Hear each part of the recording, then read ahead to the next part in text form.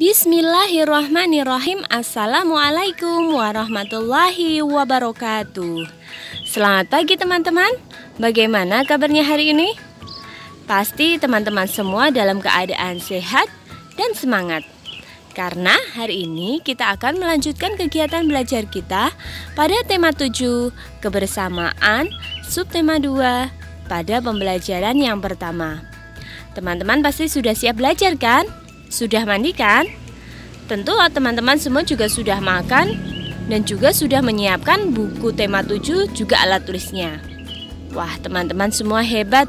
Berarti teman-teman semua hari ini benar-benar sudah siap untuk mengikuti kegiatan belajar. Baiklah teman-teman, langsung saja yuk. Sebelum kita mulai kegiatan belajar kita hari ini, kita awali dulu dengan membaca doa bersama-sama. Kita baca basmalah ya. Bismillahirrahmanirrahim.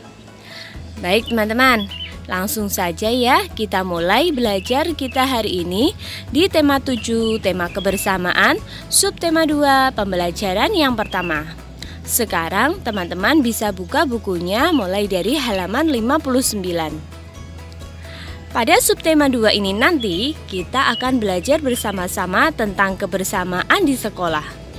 Lihat teman-teman, pada halaman ini terlihat Siti dan teman-temannya sedang berfoto di depan kelas bersama ibu guru. Siti memiliki banyak teman. Mereka hidup rukun bersama di sekolah. Siti mempunyai banyak teman dari berbagai macam daerah. Siti adalah siswa kelas 2 SDN Nusantara 01. Siswa-siswi kelas 2 hidup rukun. Mereka setiap hari belajar di sekolah bersama. Teman Siti di sekolah berasal dari berbagai daerah. Teman Siti berasal dari beragam suku. Mereka juga menganut beragam agama. Mereka belajar dengan giat dan rukun. Siswa kelas 2 dapat hidup bersama. Nah teman-teman, di sekolah kita pun kita punya banyak teman. Semuanya berbagai macam suku, agama, dan daerah. Nah, sekarang kita buka bukunya halaman 60. Di sini terlihat Siti dan teman-temannya sedang melaksanakan upacara bendera. Setiap hari Senin, SDN Nusantara 01 melaksanakan upacara bendera. Siswa berbaris sesuai kelas masing-masing.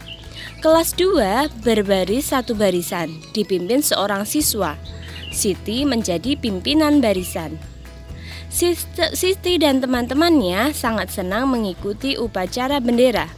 Seusai kegiatan upacara bendera, ibu guru akan menyampaikan cerita. Ibu guru akan mendongeng. Siti dan teman-temannya bergegas masuk kelas. Nah teman-teman, kira-kira dongeng apa ya yang akan diceritakan ibu guru? Yuk kita simak dan kita dengarkan dongeng yang disampaikan oleh ibu guru. Hari ini ibu guru akan menceritakan sebuah dongeng yang berjudul Ikan dan Burung. Dongeng ini termasuk dongeng fabel teman-teman. Masih ingat apa itu dongeng fabel? Ya, fabel adalah dongeng yang menceritakan tentang kehidupan hewan. Sekarang teman-teman simak dan dengarkan ya dongeng yang akan disampaikan oleh ibu guru. Ikan dan burung. Di sebuah hutan hiduplah dua binatang yang saling bersahabat. Binatang itu adalah burung dan ikan. Keduanya sangat dekat dan saling membantu. Kedekatan keduanya tidak terjadi begitu saja, melainkan melalui suatu kejadian yang mengubah mereka. Waktu itu, ikan sedang beristirahat di pinggiran sungai. Ia memandangi biji-bijian di pohon tepat di atasnya. Kelihatannya biji-bijian itu enak dimakan, kata ikan dalam hati.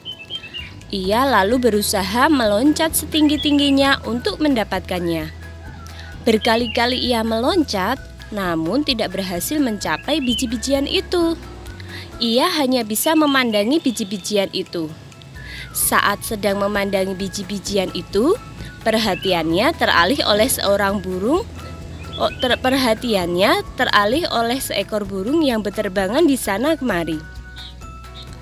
Tuhan, "Kenapa engkau tidak memberiku sayap untuk terbang, agar aku bisa meraih biji-bijian itu?" kata si ikan dalam hati. Kita tinggalkan si ikan dan beralih ke burung. Setelah berterbangan, burung lalu hinggap di salah satu dahan pohon di pinggir sungai untuk beristirahat. Saat itu ia beralih ke air. Saat itu ia melihat ke air. Di dasar air sungai itu ia melihat banyak sekali cacing berkelihatan. "Kelihatannya cacing-cacing itu enak dimakan," kata burung dalam hati. Ia lalu berusaha masuk ke dalam air untuk menyelam dan menangkap cacing-cacing itu. Namun ia tidak berhasil karena ia tidak bisa berenang. Ia hanya bisa memandangi cacing itu dari atas pohon. Saat sedang memandangi cacing-cacing di dalam air, perhatiannya teralih pada ikan yang sedang berenang di dalam air. "Tuhan, kenapa engkau tidak memberiku ekor dan sirip untuk berenang, agar aku bisa meraih cacing-cacing dalam air itu?" kata si burung dalam hati. Akhirnya ikan dan burung saling tahu kesulitan masing-masing. Berkali-kali si ikan melihat burung menyelam ke air untuk mendapatkan cacing. Demikian pun si burung berkali-kali melihat ikan meloncat-loncat untuk mendapatkan biji-bijian. Lalu mereka berkenalan. "Hai ikan, apakah kau menginginkan biji-bijian ini?" kata burung. "Benar, tapi aku tidak punya sayap sepertimu, sehingga tidak bisa terbang mendapatkan biji-bijian itu," jawab si ikan. "Aku juga menginginkan cacing di dasar sungai, tapi aku tidak punya sirip sepertimu, sehingga tidak bisa mendapatkan cacing-cacing itu," balas si burung. "Bagaimana jika kau membantuku mengambil biji-bijian itu, dan aku akan membantumu mendapatkan cacing-cacing di dasar sungai?" ajak si ikan. "Wow, ide bagus, aku setuju," sahut si burung. Akhirnya ikan dan burung menjadi sahabat dan saling membantu. Nah teman-teman, itu tadi adalah cerita tentang ikan dan burung. Mereka masing-masing menginginkan sesuatu tapi kesulitan untuk mendapatkannya. Jika teman-teman semua diminta untuk menceritakan ulang, pasti bisa kan? Ya. Nah, dari cerita tersebut kita akan bisa menjawab pertanyaan yang ada di halaman 62. Bu Guru bantu ya. Sekarang teman-teman siapkan pensilnya. Kita akan menjawab bersama-sama pertanyaan-pertanyaan yang ada di halaman 62 ini. Nomor 1. Siapakah tokoh dongeng yang disampaikan Bu Guru? Teman-teman tahu kan? Cerita tadi menceritakan tentang kehidupan seekor ikan dan burung. Jadi tokoh yang ada dalam dongeng tadi adalah ikan dan burung. Kita lanjutkan nomor 2. Di manakah tempat dari cerita tersebut? Tempat dari cerita tersebut berada di pinggiran sungai. Sekarang kita lanjut di nomor 3. Di manakah tempat hidup cacing yang akan dimakan oleh burung? Wah, burung tadi menginginkan cacing-cacing yang ada di mana teman-teman? Betul sekali, cacing yang diinginkan oleh burung berada di dasar sungai. Kemudian nomor 4. Burung ingin membantu ikan dengan cara, ingat, ikan tadi menginginkan biji-bijian yang ada di atas pohon. Lalu burung membantu ikan dengan cara mengambil biji-bijian. Sekarang kita lanjutkan di nomor 5. Ikan ingin membantu burung dengan cara apa teman-teman? Nah, yang diinginkan burung adalah bisa makan cacing-cacing yang ada di dasar sungai. Akhirnya si ikan membantu burung dengan cara menangkap cacing yang ada di dasar sungai. Terakhir, untuk pertanyaan nomor 6 di halaman 62. Setelah ikan dan burung berkenalan, maka mereka, teman-teman masih ingat bagaimana tadi ceritanya? Setelah ikan dan burung berkenalan, maka mereka menjadi sahabat dan saling membantu. Nah teman-teman, cerita tadi dapat kita ambil hikmahnya. Nah karena kita punya banyak teman, maka kita harus saling membantu. Saling membantu ini merupakan sikap hidup rukun, apalagi jika kita terapkan di kelas. Nah sekarang kita lanjutkan dengan belajar tentang sikap hidup rukun di kelas. Ayo sekarang kita diskusikan ya tentang sikap hidup rukun di kelas. Teman-teman bisa buka bukunya halaman 63. Nah, sikap hidup rukun di kelas itu contohnya ada apa saja teman-teman? Nanti bisa dituliskan di sini ya. Contoh hidup rukun di kelas itu ada sikap saling menghormati. Ya, kita harus saling menghargai. Dengan teman kita menghargai, tidak boleh mengejek, tidak boleh memaksakan pendapat kita. Karena kita mempunyai banyak teman yang berbeda-beda, berbeda agamanya, berbeda sukunya, ya, berbeda bahasa, maka kita harus saling menghargai dan saling menghormati. Kemudian untuk sikap hidup rukun di kelas yang kedua yaitu adalah sikap kerja sama atau bekerja sama. Bekerja sama ini akan menumbuhkan sikap rukun ya. Jika ada teman yang kesulitan, kita harus membantunya. Kemudian ada sikap peduli, ya, peduli dengan teman yang lainnya. Ini bisa kita wujudkan dengan perhatian kepada teman. Jika ada teman yang sedih, kita harus menghiburnya. Ada teman yang sakit, kita menengok. Kemudian contoh sikap hidup rukun di kelas yang bisa kita terapkan adalah bergotong royong. Bergotong royong kita wujudkan dengan cara saling membantu ya. Misalnya ini kegiatan piket kelas ya. Piket kelas itu sudah dibagi, semuanya mendapat jadwal masing-masing. Maka setiap petugas saling membantu untuk membersihkan kelas bersama-sama.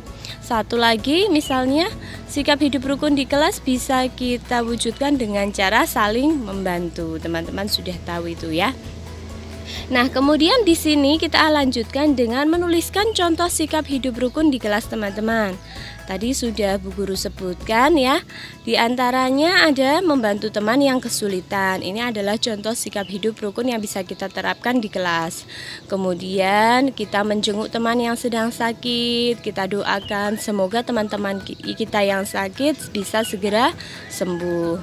Kemudian yang ketiga, menjalankan piket di kelas juga termasuk contoh sikap hidup rukun di kelas ya. Dan melaksanakan kegiatan sekolah dengan tertib.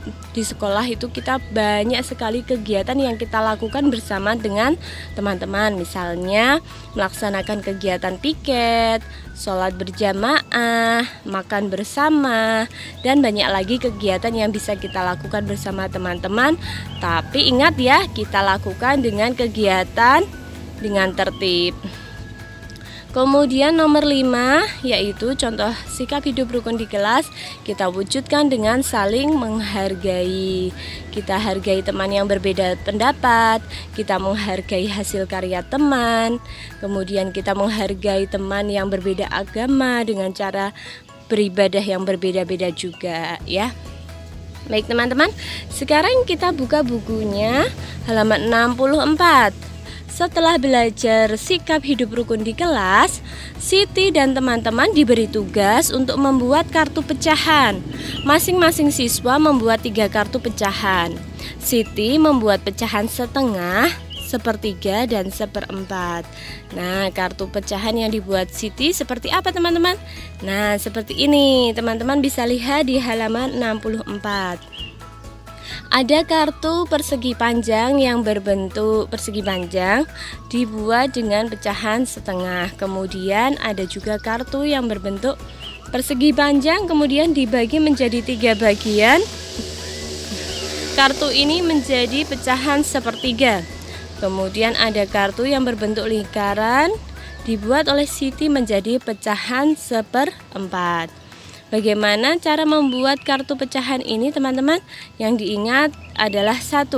Ketika kita belajar membuat pecahan dengan gambar, maka gambar harus dibagi dalam bentuk yang sama besar ya. Jika kita membuat gambar kemudian pembagiannya tidak sama besar, maka ini bukan disebut dengan pecahan. Contohnya seperti ini ya.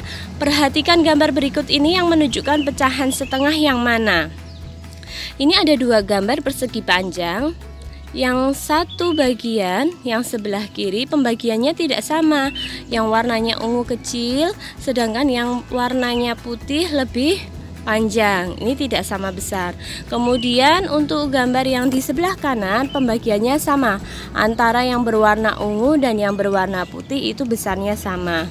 Maka pembagian yang tidak sama besar ini bukan pecahan setengah, dan pembagian yang besarnya sama ini yang disebut dengan pecahan setengah. Ingat ya teman-teman, yang namanya pecahan adalah gambar atau benda yang mempunyai besar yang sama gitu.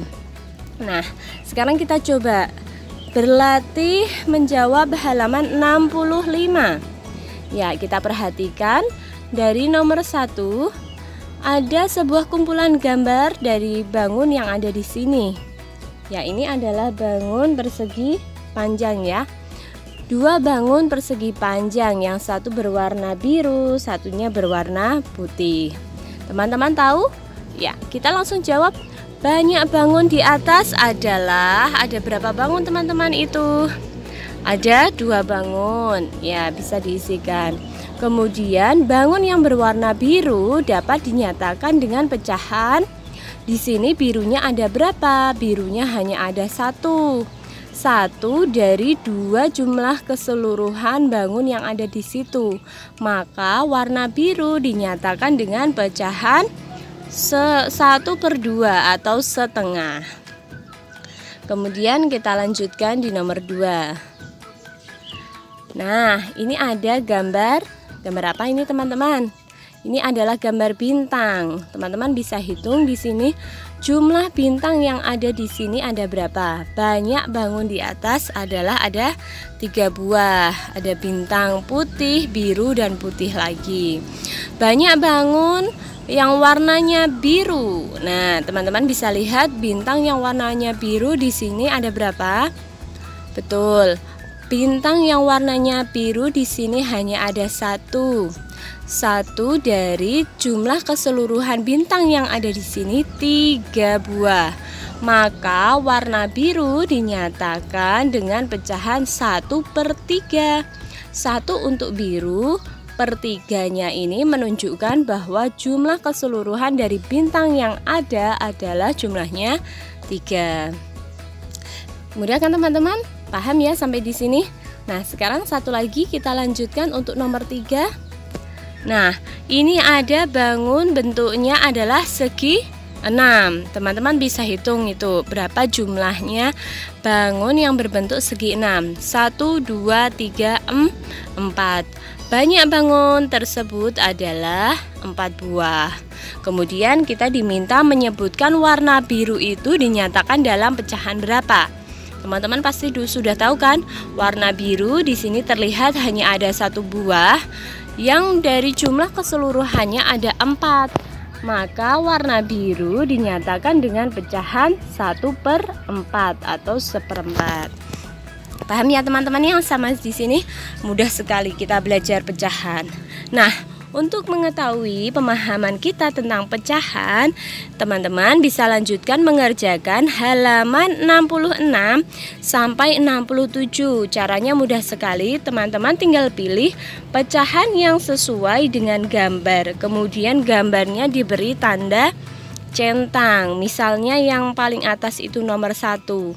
Kita diminta untuk menunjukkan pecahan setengah ya. Pasti teman-teman tahu kan pecahan setengah itu yang mana. Ingat ya teman-teman, dalam menunjukkan pecahan kita harus memilih gambar yang mempunyai besar yang sama pembagiannya. Besarnya sama, bentuknya juga bisa, kalau bentuknya bisa berbeda-beda ya sesuai gambar yang ada. Tapi untuk menunjukkan pecahan setengah,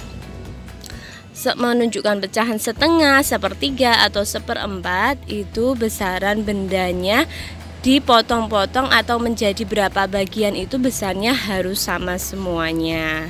Begitu ya teman-teman. Nah, nanti untuk kegiatan belajar halaman 66 dan 67 silahkan difoto kemudian dikirimkan kepada wali kelas masing-masing untuk bukti sebagai bukti bahwa teman-teman semua telah mengikuti kegiatan hari ini. Penugasannya nanti halaman 63 sikap hidup rukun di kelas yang sudah kita bahas tadi, dan halaman ini ya 66 sampai 67. Nah teman-teman, setelah belajar pecahan, si ibu guru sering menceritakan berbagai dongeng hewan. Banyak hikmah atau contoh perbuatan baik dari dongeng. Mereka dapat hidup rukun dan menjaga kebersamaan. Ibu guru hari ini juga mengajarkan tari gerakan kijang. Teman-teman sudah pernah lihat kijang? Ya, kijang ini termasuk hewan ya. Nah ternyata dari gerakan kijang itu teman-teman kita bisa menjadikannya sebuah gerakan tarian yang bisa kita tirukan. Teman-teman bisa lihat di halaman 68. Di sini ada gerak dasar dari tari kijang. Ya, atau dari teman-teman ada yang sudah pernah mencobanya atau pada waktu TK sudah pernah melakukan pentas ya, menampilkan tarian kijang ini. Dari gambar yang pertama terlihat sebuah anak sedang berlari-lari kecil ke arah depan dengan posisi tangan di kepala seperti tanduk. Pandangannya lurus ke depan. Ya, ini contoh gerakan tari kijang yang menunjukkan bahwa kijang ini sedang berlari kecil gitu ya teman-teman ya. Kemudian di gerakan yang kedua menirukan gerakan melompat ke kanan dan ke kiri dengan posisi tangan lurus, kemudian jarinya membuka dengan posisi badan agak membungkuk. Kemudian untuk gerakan yang ketiga, gerakan menggerakkan tangan ke samping kanan dan ke kiri dengan posisi kaki jonggok seperti gambar yang ada di sini. Nah teman-teman, jika kalian bisa mencobanya, melakukannya di rumah bisa. Oke. Nah teman-teman, kegiatan belajar kita hari ini tentang pembelajaran 1 di subtema 2 telah selesai. Terima kasih telah mengikuti kegiatan belajar hari ini. Tetap semangat, tetap ceria, tetap jaga kesehatan ya teman-teman. Baik, terima kasih telah mengikuti kegiatan belajar hari ini. Dari Bu Guru cukup sekian. Wassalamualaikum warahmatullahi wabarakatuh.